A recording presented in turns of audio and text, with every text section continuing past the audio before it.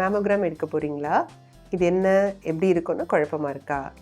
Mammogram பற்றி நீங்கள் தெரிஞ்சுக்க வேண்டிய 10 முக்கியமான விஷயங்களை சொல்கிறேன். கவனமாக கேளுங்க. முதல்ல மேமோகிராம் டெஸ்ட்னா என்னன்னு சொல்லிடுறேன்.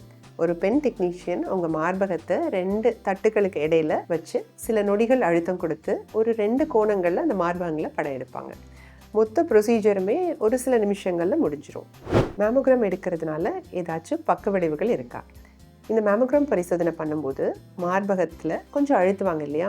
அந்த அழுத்தத்தினால லேசாக வலி இல்லாட்டா ஒரு மாதிரி டைட்னஸ் ஏற்படலாம். இதில் யூஸ் பண்ணுற ரேடியேஷனால் ஏதாவது பாதிப்பு இருக்குமான்னு கேட்டால், நம்ம அன்றாட வாழ்க்கையில் கிடைக்கிற இயற்கையான ரேடியேஷனை விட இதில் குறைவாக தான் இருக்கும். இதோட முக்கிய நன்மைகள் என்னன்னு பார்ப்போம். மேமோகிராம் பிரெஸ்ட் கேன்சரை ரொம்ப ஆரம்பத்திலே கண்டுபிடிக்கிறதுக்கு உதவுறது தான் அதோட மிகப்பெரிய பெனிஃபிட். அதாவது 0.5 சென்டிமீட்டருக்கு கீழே இருக்கும் போதே அதை கண்டுபிடிச்சிரும். ரொம்ப ஆரம்பத்திலே கண்டுபிடிச்சா அது ரொம்ப சின்னதாக நம்மளால் கையில் தொட்டு பார்த்து உணர முடியாத அளவில் இருக்கும்போதே அதை ட்ரீட் பண்ணுறது ரொம்ப ஈஸி. சிகிச்சையும் குறுகிய காலத்துக்குள்ளே முடிஞ்சிடும்.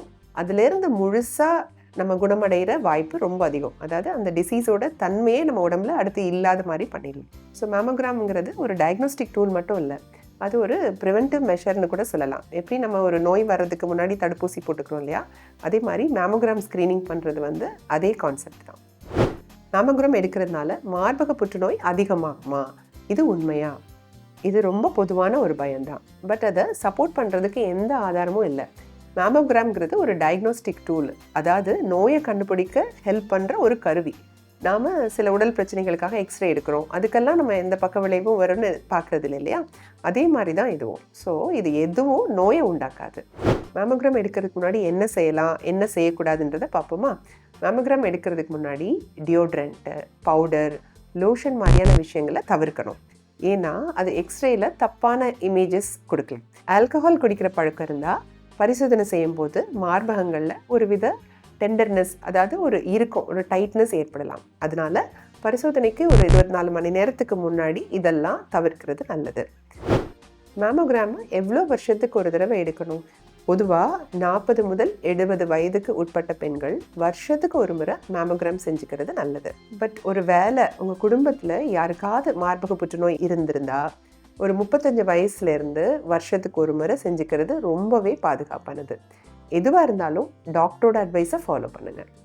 மாதவிடாய் முடிஞ்சு சில நாட்கள் கழித்து இதை பிளான் பண்ணிங்கன்னா வலியோ இல்லை டிஸ்கம்ஃபர்ட்டோ ரொம்ப கம்மியாக இருக்கும். முந்தி மேமோகிராம் எடுத்தவங்க ஒரு சிலர் அதை அமுக்குவாங்க, அதனால் வலிக்கும் அப்படின்னு சொல்லியிருப்பாங்க. ஆனால் இப்போ வர்ற மேமோகிராம் மிஷின்ஸ் அந்த பயமே கிடையாது. அதில் அழுத்தம் இல்லாமல் இருக்கிறதுக்கு உண்டான டெக்னாலஜிஸ் யூஸ் பண்ணுறாங்க. அதனால் அந்த அழுத்தம் ஏற்படுன்ற பயமே இல்லாமல் தாராளமாக மேமோகிராம் எடுக்கலாம். மேமோகிராம் எடுக்கிறதுக்கு பதிலாக வீட்லேயே ஏதாவது பரிசோதனை செஞ்சுக்கலாமா அப்படின்னு கேள்வி இருக்குது. கண்டிப்பாக வீட்லேயே சுய பரிசோதனை, அதாவது செல்ஃப் பிரெஸ்ட் எக்ஸாமினேஷன் பண்ணிக்கலாம்.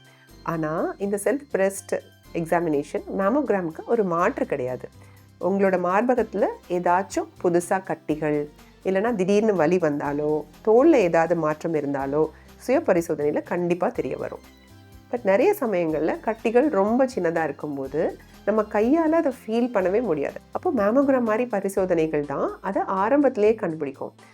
ஸோ மாதம் பீரியட்ஸ்க்கு சில நாட்களுக்கு பிறகு சுய பரிசோதனை செஞ்சுக்கோங்க. பட் கூடவே டாக்டர் சொல்கிற மாதிரி குறிப்பிட்ட இடைவெளியில் மேமோகிராமையும் எடுத்துக்கோங்க. குடும்பத்தில் யாருக்கும் மார்பக புற்றுநோய் இல்லைன்னா கூட மேமோகிராம் எடுக்கணுமா? இது நிறைய பேர் கேட்குற கேள்வி தான். குடும்ப வரலாறு இல்லைங்கிறது ஒரு நல்ல விஷயம். இதனால் உங்கள் ரிஸ்க் ஃபேக்டர் கொஞ்சம் குறையுது. மற்றபடி மார்பக புற்றுநோய் யாருக்கு வேணாலும் வரலாம். இன்ஃபேக்ட் பெரும்பாலான மார்பக புற்றுநோய்கள் சுமார் 80 to 85% வரைக்கும் எந்த விதமான குடும்ப வரலாறும் இல்லாமல் திடீர்னு தான் வருது. அதனால் குறிப்பிட்ட வயசுக்கு மேலே குடும்ப வரலாறு இருக்கோ இல்லையோ எல்லா பெண்களும் மேமோகிராம் ஸ்க்ரீனிங் எடுத்துக்கிறது ரொம்ப நல்லது. மேமோகிராமில் ஏதாச்சும் கட்டி அல்லது லீஷன்ஸ் மாதிரி கண்டுபிடிச்சா அதை கேன்சர்னு உடனே முடிவு பண்ணிடுவாங்களா, இல்லை வேறு ஏதாவது டெஸ்ட் பண்ணுவாங்களா அப்படின்னு கேட்குறீங்க. மேமோகிராமில் ஒரு சின்ன மாற்றம் தெரிஞ்சாலே அது கேன்சர்னு அர்த்தம் கிடையாது. அதை ரிப்போர்ட் பண்ணுற ரேடியாலஜிஸ்ட் முதல்ல அந்த மாற்றத்தோட அளவு, அதோட ஷேப்பு, அதோட பார்டர்ஸ் எப்படி இருக்குன்னு பார்ப்பாங்க. சில சமயம் அந்த இமேஜில் தெரிகிற சில விஷயங்கள் பினைன், அதாவது கேன்சர் இல்லாத மாற்றங்களாக கூட இருக்கலாம். மாறாக ஒருவேளை அது கேன்சர்னு சந்தேகப்படுற மாதிரி இருந்தால் உங்களுக்கு அல்ட்ராசவுண்ட் இல்லைனா எம்ஆர்ஐ இல்லைனா பயாப்சி டெஸ்ட்டுகளை எடுக்க சொல்லுவோம். அந்த டெஸ்ட்டுகளோட ரிப்போர்ட் வந்ததுக்கு அப்புறம் தான் அது ஆபத்தானதா இல்லையா, எந்த மாதிரி சிகிச்சை தேவைப்படும் அப்படின்னு உறுதியாக சொல்ல முடியும். மேமோகிராம் ஸ்க்ரீனிங் பண்ணணும்னா கண்டிப்பாக டாக்டர் ப்ரிஸ்கிரிப்ஷனோட தான் பண்ணணுமா, இல்லை செல்ஃப் ரெக்வெஸ்ட் பண்ணலாமா அப்படின்னு கேட்குறீங்க. மேமோகிராம் ஸ்க்ரீனிங் பொறுத்த வரைக்கும் சில இடங்களில் நீங்கள் நேரடியாக போய் கேட்டுக்கலாம். ஆனால் பெரும்பாலான இடங்களில் ஒரு டாக்டர் ரெஃபரல் இல்லாமல் இதை செய்ய மாட்டாங்க. ஏன்னா அவங்க வயசு, உங்கள் குடும்ப வரலாறு, உங்களுக்கு ஏதாவது அறிகுறிகள் இருக்கான்னு பார்த்துட்டு உங்களுக்கு மேமோகிராம் தேவையா வேண்டாமான்னு முடிவு பண்ணி ரெஃபர் பண்ணுவாங்க. நான் பிரெஸ்ட் கேன்சருக்கு ஹை ரிஸ்க் குரூப்பில் இருக்கேனான்னு எப்படி தெரிஞ்சுக்கிறது? உங்களோட பிரெஸ்ட் கேன்சர் ரிஸ்க் என்னவா இருக்கும்னு தெரிஞ்சுக்கிறதுக்கு ஆன விஷயங்களை பார்ப்போம். உங்கள் வயசு ஆக ஆக ரிஸ்க்கு கொஞ்சம் அதிகமாகும். அடுத்து குடும்ப வரலாறு, உங்கள் அம்மா, சிஸ்டர், இல்லைனா நெருங்கிய உறவினர்களுக்கு, இல்லைனா அத்தை, பெரியம்மா, அந்த மாதிரி சித்தி, அவங்களுக்கெல்லாம் பிரெஸ்ட் கேன்சர், ஒவேரியன் கேன்சர், இல்லைனா வீட்டில் ஜென்ஸ்க்கு யாருக்காவது ப்ராஸ்டேட் கேன்சர் வந்திருந்தால் உங்களோட ரிஸ்க் அதிகமாக இருக்கலாம். அதுக்கப்புறம் உங்களோட ரீப்ரொடக்டிவ் ஹிஸ்ட்ரி, அதாவது உங்களுக்கு எப்போ பீரியட்ஸ் ஆரம்பிச்சது, எப்போ மெனப்பாஸ் வந்துச்சு, எத்தனை குழந்தை பெற்றுக்கிட்டீங்க, தாய்ப்பால் கொடுத்தீங்களா, எவ்வளோ நாள் கொடுத்தீங்க, இல்லை ஹார்மோன் தெரப்பி ஏதாவது எடுத்துருக்கீங்களா, இதெல்லாம் பார்ப்போம். இது தவிர உடல் பருமன், மது அருந்துற பழக்கம், புகைப்பிடிக்கிறது, இந்த மாதிரி சில லைஃப் ஸ்டைல் ஃபேக்டர்ஸையும் கணக்கில் எடுத்து இதெல்லாம் வச்சு நீங்கள் ஆவரேஜ் ரிஸ்கில் இருக்கீங்களா இல்லை ஹை ரிஸ்கில் இருக்கீங்களா அப்படின்னு முடிவு செய்வோம். இப்போது உங்களுக்கு மேமோகிராம் பற்றி ஒரு நல்ல தெளிவு கிடைச்சிருக்கோன்னு நம்புகிறேன். பயப்படாமல், தயக்கம் இல்லாமல் வருஷத்துக்கு ஒரு முறை ஸ்க்ரீனிங் பண்ணிக்கோங்க. ஆரோக்கியமாக இருக்குது.